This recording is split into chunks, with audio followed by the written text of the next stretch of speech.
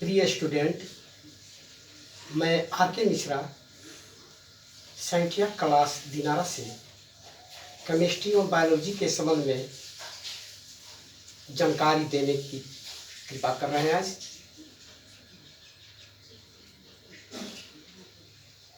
इसके लिए आप सभी का विचार और लगनशीलता अपने सिलेबस आपूर्ति के लिए बहुत महत्वपूर्ण योगदान करेगा। सर्वप्रथम बायोलॉजी क्लास में हम 12वीं क्लास के लेसन 3 से कुछ शब्दों की जानकारी करेंगे जो पूर्व क्लास में हम लोग पढ़ चुके हैं। उसके बाद शेष शब्दों की जानकारी के लिए हम ये जानेंगे, आज हम लोग ये जानेंगे कि निषेचन यानी फर्टिलाइजेशन क्या है। फर्टिलाइजेशन को दूसरे शब्दों में निषेचन कहते हैं। निषेचन का इंग्लिश फर्टिलाइजेशन होता है। प्रिय छात्रों, आपको ये विदित होगा कि जब अंडाणु और शुक्राणु के संयुग्मन से फैलोपियन नलिका में मादा जनन अंग के अंदर जाइगोट यानी जुगमनज का निर्माण होता है। तो अब प्रश्न बनता है कि निषेचन क्रिया के बाद जो जुगमनज बनता है, जुगमनज गर्भ में कैसे बदल जाता है, इसी के बारे में आज हम लोग जानेंगे, जिसका शीर्षक आपके बोर्ड पर लगा हुआ है। आप सामने देखें और पॉइंट रीड करके शब्द को उतारने का कोशिश करेंगे नोट्स के लिए। बोर्ड पर लिखा गया है, जुगमनज से गर्भ निर्माण, अर्थात फ्रॉम जाइगोट टू फीटस। इसमें जानेंगे हम लोग कि निषेचन के बाद जो जाइगोट बनता है, वह जाइगोट यानी जुगमनज में समसूत्री विभाजन की क्रिया के फलस्वरूप अनेकों कोशिकाओं की संरचना बन जाती है, जिसे हम भ्रूण या इंद्रियो या कोशिकीय परत या ब्लास्टोसिस्ट कहते हैं। यही ब्लास्टोसिस्ट गर्भ अवस्था में अंतः स्थापित होकर विभाजित, परिवर्धित एवं विभेदित होने के फलस्वरूप गर्भ या फीटस का निर्माण करता है, जो मानव के लिए लघु शिशु का रूप होता है। अर्थात दूसरे शब्दों में हम कह सकते हैं कि यही जाइगोट आगे चल करके मानव का लघु रूप में बदल जाता है। अतः जुगमनज से गर्भ का निर्माण कैसे हुआ, इसके बारे में आप स्वयं परिचित हुए। शेष अगला पॉइंट हम बताएंगे कि अपरा से गर्भ निर्माण और पोषण की क्रिया कैसे संपन्न हो जाती है। अर्थात अपरा जो है वो गर्भ में बदलकर अपरा किसी गर्भ के लिए कैसे पोषक तत्व प्रदान करता है। नंबर 2 आप लिखेंगे, नंबर 2 पर अपरा से गर्भ निर्माण एवं पोषण की क्रिया।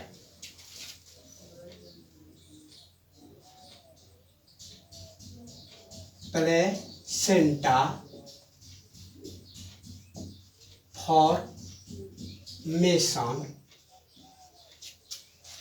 Formation and foetus nutrition.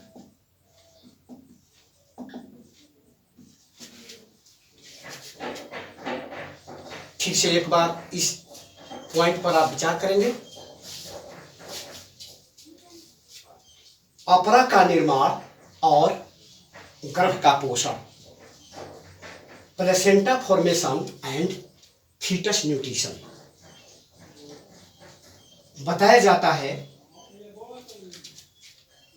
कि गर्भाशय चारों तरफ से कईक झिल्लियों से घिरा हुआ रहता है, जिसमें बाहरी झिल्ली को जरायु या कुरियाना कहते हैं। कुरियाना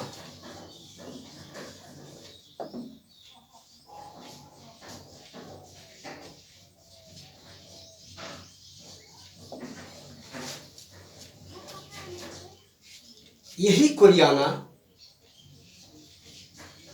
धीरे धीरे विकसित और परिवर्तित होकर एक तर्कु के समान रचना बनाता है,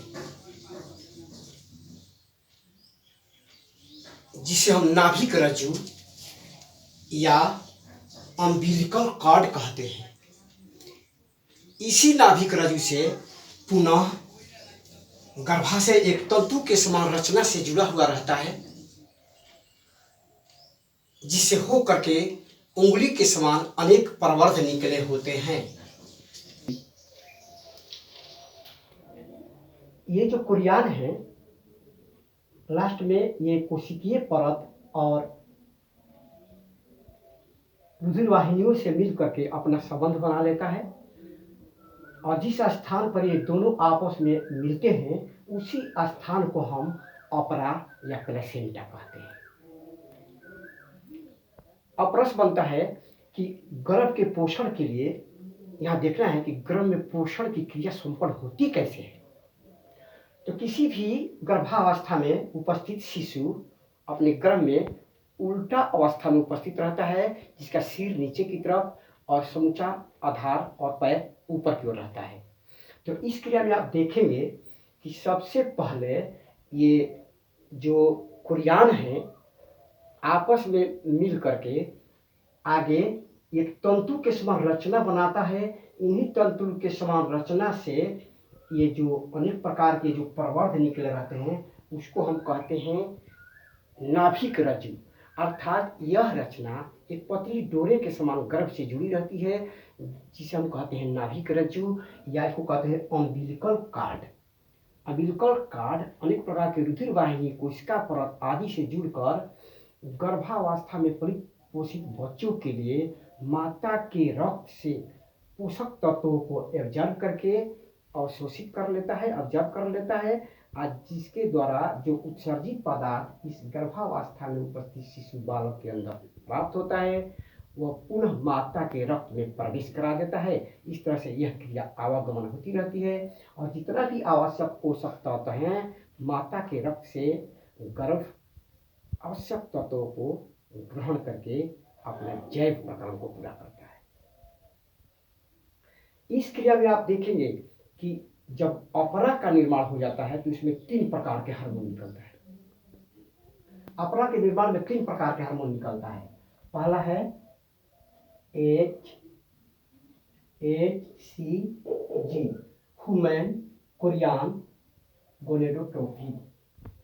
दूसरा है, तो आप ध्यान से देखेंगे विद्यार्थियों कि ये जो HCG हैं वो कहते हैं ह्यूमन कोरियान गोनेडोट्रोपिन, ये हार्मोन है। दूसरा है ह्यूमन फोलिकल लैक्टोजेन। तीसरा है STG एस्ट्रोजेन एवं प्रोजेस्टेरॉन।